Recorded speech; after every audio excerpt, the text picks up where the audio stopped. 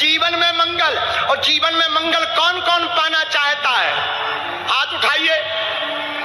एक उपाय है, पूछिए का? जहां से श्री बृजभूषण सिंह जी आए ना अयोध्या से, वहां रामलला है। रामलला के लिए एक चौपाई कही जाती, पूछिए कौन सी? अरे जोर से तो बोलो। मंगल भवन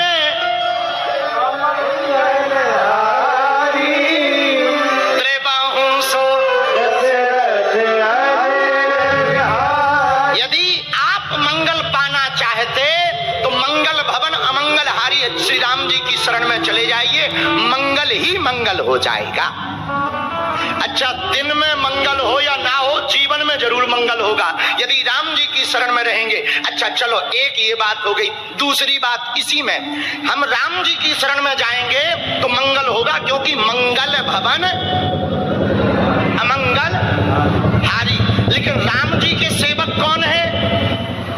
बोलिए, हनुमान जी। और हनुमान जी मंगल करते हैं क्या? मंगल मूरत मारुति सारे हैं। उनको हमने प्रणाम किया और सुबह जल्दी उठकर चील गाड़ी से उड़े। हाँ, चील गाड़ी। हमने हवाई जहाज का नाम रखा है बुंदेली शब्द में चील गाड़ी। चील गाड़ी से उड़े, तब कोटा पहुंचे। हमने पूछा कितना दूर है? बोले गुरुजी बस 60-70 किलोमीटर है, 1 घंटे में पहुंच जाएंगे। 5 घंटा 4 घंटा आने में लग गया। 12-12:30 बजे चले, 4 बज गए आते आते। बड़ी मुश्किल से पहुंच पाए। पूरे रास्ता भर फूल घले। हमने बताया नहीं जेसीबी। अच्छा, एक जेसीबी से थोड़ी स्वागत हो रहा था, 8-10 इकट्ठी। उनके सूपा जो होते ना, सूपा ऊपर, उसमें फूल भरे, फिर आदमी चढ़े। हमने कहा बताओ क्या तमाशा है ये? हमने तो यजमान जी से कहा देखो भाई, हम तो अपने राम जी तो गाड़ी से निकलने वाले नहीं है। बोले क्यों? हमने कहा कहीं जेसीबी का सूपा नीचे आ गया, इसलिए हम नहीं निकलने वाले। यजमान जी बोले नहीं थोड़ा निकल जाओ। हम कहे हम बिल्कुल हाथ तक ना निकाले, हम तो गाड़ी में ही रहेंगे। बड़ा अद्भुत जिला है और राजस्थान बड़ा अद्भुत है, मारो प्यारो राजस्थान। आइए, हनुमान जी के चरणों को प्रणाम करते हुए जो गुरु कृपा से हमें प्रसाद मिलेगा हम आपको सुनाएंगे, लेकिन कुछ चौपाइयों पर आधारित करके आज की कथा को शुरू करते हैं। गोस्वामी तुलसीदास जी अपनी रामायण में कहते हैं, बिनो सतो संग विवेक न होई,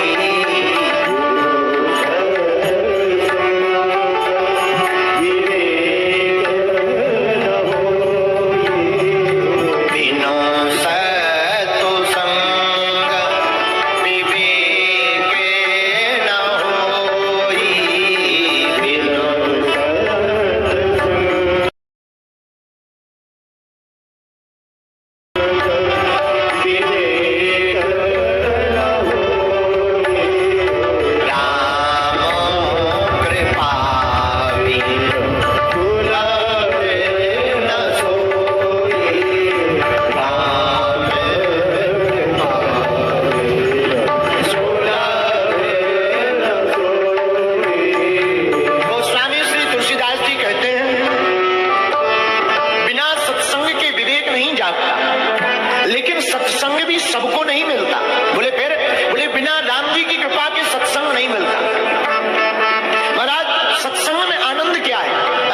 पूछो ही मत। हनुमान जी का हनुमान चालीसा की चौपाई पढ़ के तो देख लो।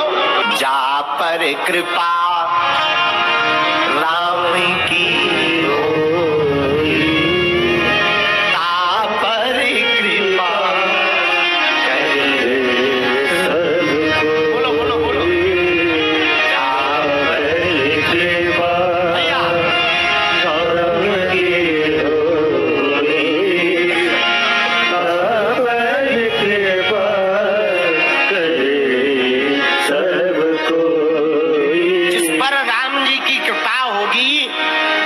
सब कोई कृपा करेगा।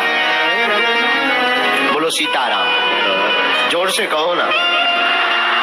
एक बात और, राम जी की कृपा औरों पर नहीं है, नहीं, राम जी की कृपा सब पर है। तो क्या जो कथा में आपकी नहीं आए उन पर राम जी की कृपा नहीं है? नहीं नहीं, उन पर भी है। तो फिर आप ये क्यों कह रहे हैं कि महत्वपूर्ण ये लोग हैं? हम इसलिए कह रहे हैं जो कथा करवाते हैं वो बड़भागी होते हैं, लेकिन जो कथा सुनने आते हैं वो अति बड़भागी होते हैं। तो आप लोग बड़भागी हो। जरा भाई माइक ठीक कर दो, आज हमारा गला बिल्कुल ठीक नहीं है। अच्छा, हम भी ठीक नहीं है। हाँ, हम भी ठीक नहीं है सुबह से, इसलिए तुम ठीक हो जाओ। हम ठीक नहीं है पर तुम ठीक हो जाओ, नहीं तो हम तुम्हारा पेमेंट कट करवा देंगे। बोलो श्री राम। मेरे प्रिय साधको, जो कथा करवा रहा वो बड़भागी, लेकिन जो कथा सुन रहा वो अति बड़भागी। और हनुमान जी भी बड़भागी हैं। क्यों? प्रभु चरित्र सुने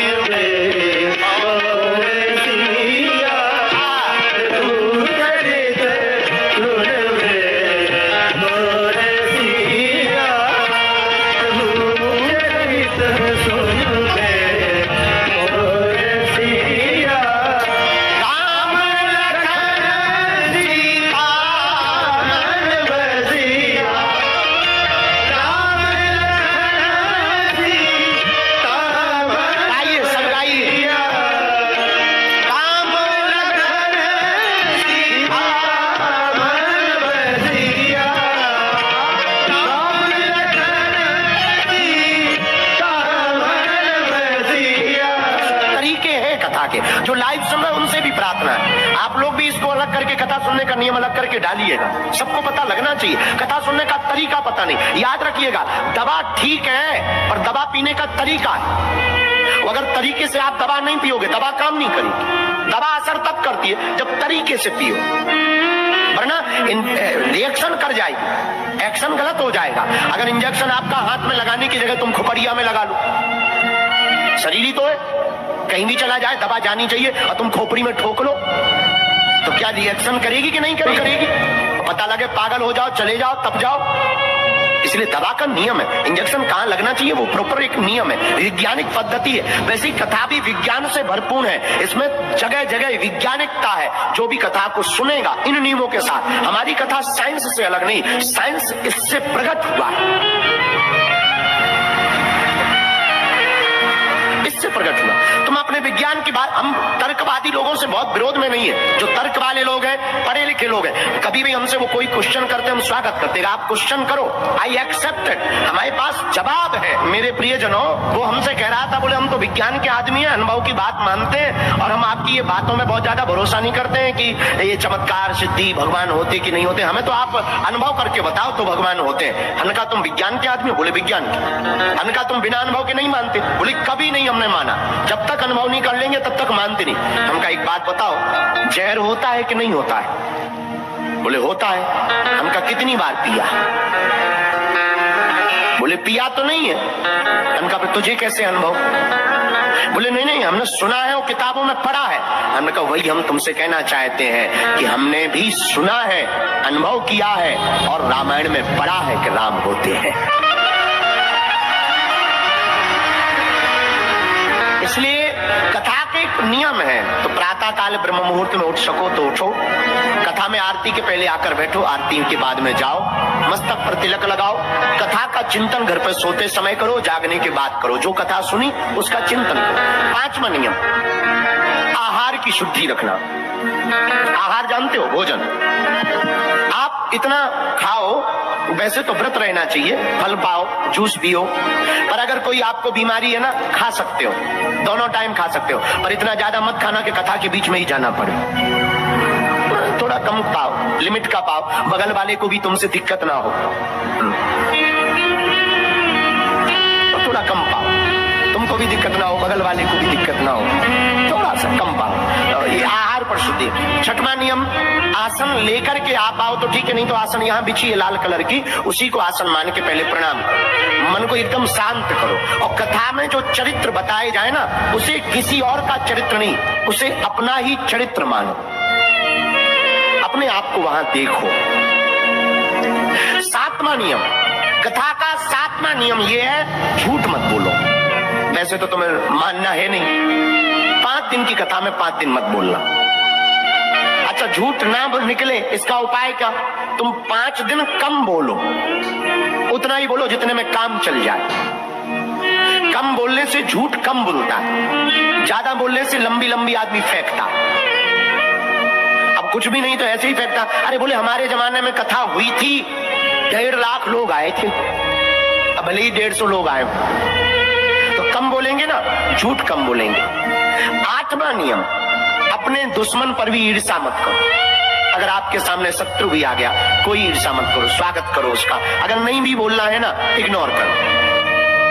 9वां नियम, मांस मदिरा आदि का भक्षण मत करो। मदिरा का पान मत करो, मांस आदि तामसिक भोजन का आहार स्वीकार मत करो। और 10वां नियम करना प्रारंभ करो। राम जी का, हनुमान जी का, शिव जी का, जो प्रिय लगे। 1 घंटे बंद कमरे में, 10 मिनट बंद कमरे में, 5 मिनट मिले बंद कमरे में, लाइट बंद करो, दीपक जलाओ, लाल आसन बिछाओ, कपड़े एकदम ढीले, जैसे कि कोई भार ना हो, कम कपड़े पहनो और एकदम श्वास लंबी भर के हनुमान जी के चित्र का, चरित्र का, राम जी के चित्र का, विठलनाथ भगवान के, संत ज्ञानेश्वर महाराज के, संत गजानन महाराज के, संत तुकार जगत गुरु तुकाराम महाराज के, जनाबाई के, जिनका भी तुमसे प्रेम हो, जिन गुरु से प्रेम हो, उनका ध्यान करो। लंबी लंबी श्वास भरो, धीरे धीरे श्वास छोड़ो, नाम जप करो। ये 10 नियम आप अगर कथा का करेंगे तो आप 5 दिन में परिणाम पाएंगे कि आप जो पाने आए हैं वो कथा से आप लेकर के जाएंगे।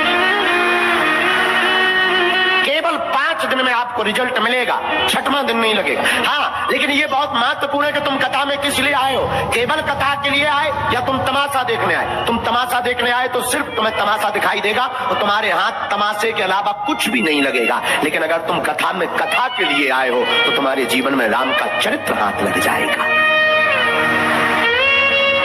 राम का चरित्र जीवन में हाथ लग जाए। इन 10 नियमों का पालन करके आप 5 दिन की चर्चा को सुनेंगे।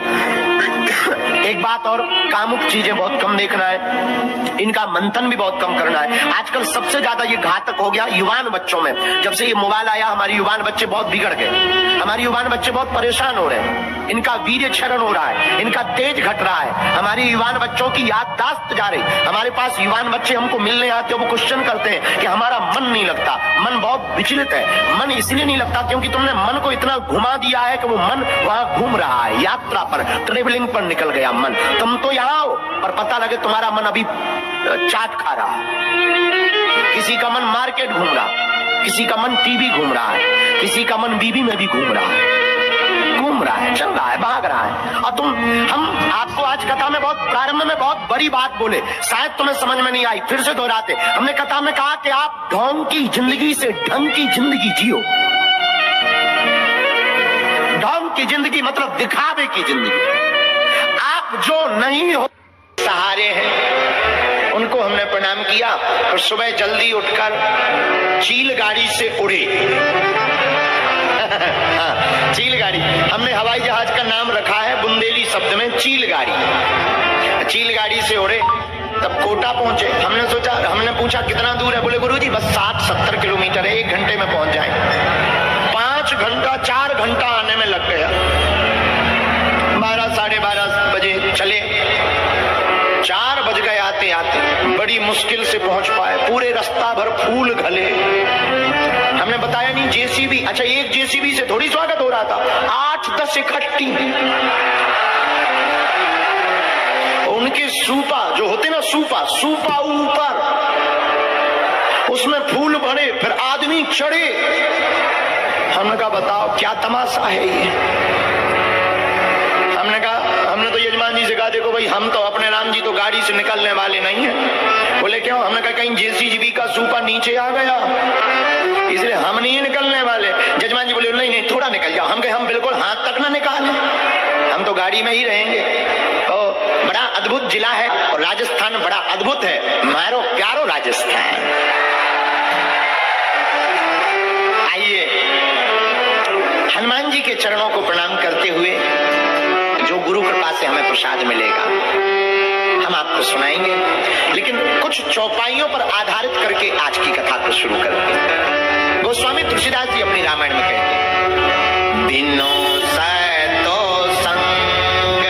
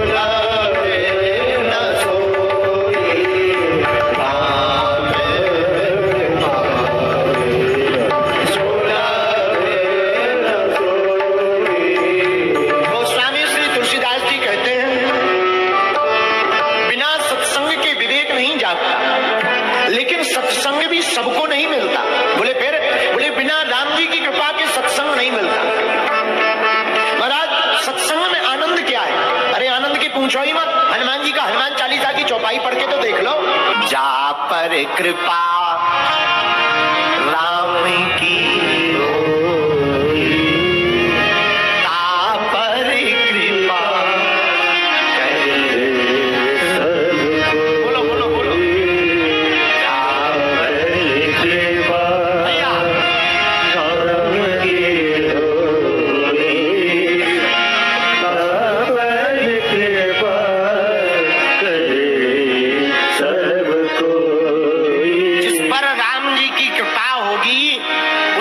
सबको ही कृपा करेगा। बोलो सीताराम, जोर से कहो ना। एक बात और, क्या राम जी की कृपा औरों पर नहीं है? नहीं, राम जी की कृपा सब पर है। तो क्या जो कथा में आपकी नहीं आए उन पर राम जी की कृपा नहीं है? नहीं नहीं, उन पर भी है। तो फिर आप ये क्यों कह रहे हैं कि महत्वपूर्ण ये लोग हैं? हम इसलिए कह रहे हैं जो कथा करवाते हैं वो बड़भागी होते हैं, लेकिन जो कथा सुनने आते हैं वो अति बड़भागी होते हैं। तो आप लोग बड़भागी हो। जरा भाई माइक ठीक कर दो, आज हमारा गला बिल्कुल ठीक नहीं है। अच्छा, हम भी ठीक नहीं है। हाँ, हम भी ठीक नहीं है सुबह से, इसलिए तुम ठीक हो जाओ। हम ठीक नहीं है पर तुम ठीक हो जाओ, नहीं तो हम तुम्हारा पेमेंट कट करवा देंगे। बोलो श्री राम। मेरे प्रिय साधको, जो कथा करवा रहा वो बड़भागी, लेकिन जो कथा सुन रहा वो अति बड़भागी। और हनुमान जी भी बड़भागी है। क्यों? प्रभु चरित्र सुने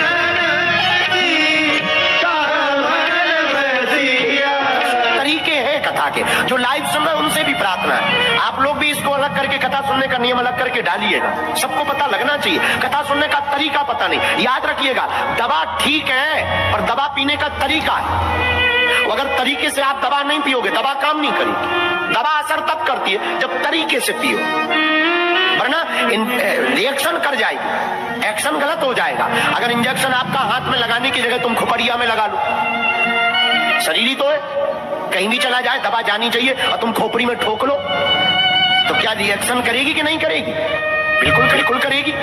पता लगे पागल हो जाओ, चले जाओ, तब जाओ। इसलिए दवा का नियम है, इंजेक्शन कहाँ लगना चाहिए वो प्रॉपर एक नियम है, वैज्ञानिक पद्धति है। वैसे कथा भी विज्ञान से भरपूर है, इसमें जगह जगह वैज्ञानिकता है। जो भी कथा को सुनेगा इन नियमों के साथ, हमारी कथा साइंस से अलग नहीं, साइंस इससे प्रकट हुआ है,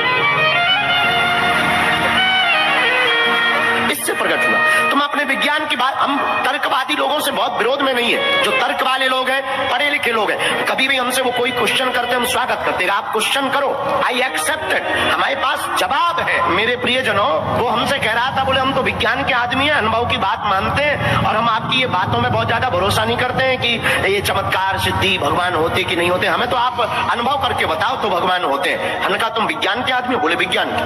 हमने कहा तुम बिना अनुभव के नहीं मानते? बोले कभी नहीं हमने माना, जब तक अनुभव नहीं कर लेंगे तब तक मानते नहीं। हमका एक बात बताओ, जहर होता है कि नहीं होता है? बोले होता है। हमका कितनी बार पिया? बोले पिया तो नहीं है। हमका फिर तुझे कैसे अनुभव? बोले नहीं नहीं, हमने सुना है और किताबों में पढ़ा है।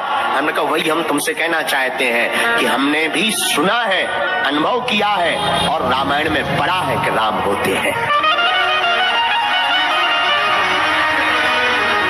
इसलिए कथा के एक नियम है। तो प्रातः काल ब्रह्म मुहूर्त में उठ सको तो उठो, कथा में आरती के पहले आकर बैठो, आरती के बाद में जाओ, मस्तक पर तिलक लगाओ, कथा का चिंतन घर पर सोते समय करो, जागने के बाद करो, जो कथा सुनी उसका चिंतन करो। 5वां नियम, आहार की शुद्धि रखना। आहार जानते हो? भोजन। आप इतना खाओ, वैसे तो व्रत रहना चाहिए, फल पाओ, जूस पियो, पर अगर कोई आपको बीमारी है ना, खा सकते हो, दोनों टाइम खा सकते हो, पर इतना ज्यादा मत खाना कि कथा के बीच में ही जाना पड़े। थोड़ा कम पाओ, लिमिट का पाओ, बगल वाले को भी तुमसे दिक्कत ना हो। थोड़ा कम पाओ, तुमको भी दिक्कत ना हो, बगल वाले को भी दिक्कत ना हो, थोड़ा सा कम पाओ। ये आहार पर शुद्धि। छठवां नियम